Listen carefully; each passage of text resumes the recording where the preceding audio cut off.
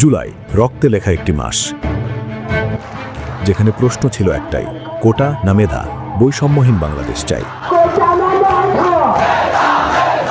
তারপর সেই মিছিলে চলে গুলি, নিহত হয় শত শত ছাত্র জনতা। স্বৈরাচার পতনের সেই মিছিলে নিহত শত সহস্র ভাইয়ের রক্তের উপর দাঁড়িয়ে ছাত্রদের একাংশ যায় ক্ষমতায়, তৈরি হয় রাজনৈতিক দল।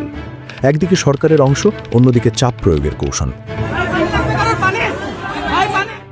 কিন্তু গত 18 মাসে কি হলো? ছাত্র জনতার সেই হত্যাকাণ্ডের বিচার কোথায় গেল? এই বিচার এড়িয়ে যাওয়ার তো কথা ছিল না, কিন্তু আজ সেটাই হলো।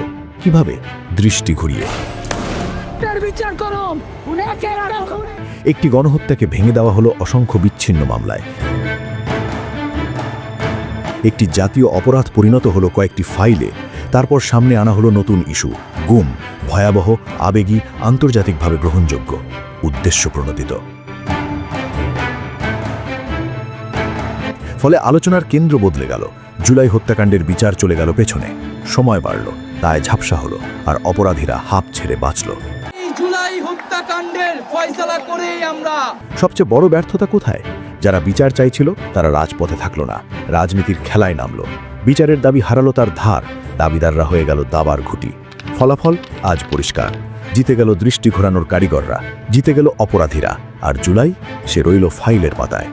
হায় রাজনীতি, হায় আমাদের বিবেক। রাজনীতির খেলায় জিতে গেল আওয়ামী লীগ, জিতে গেল র।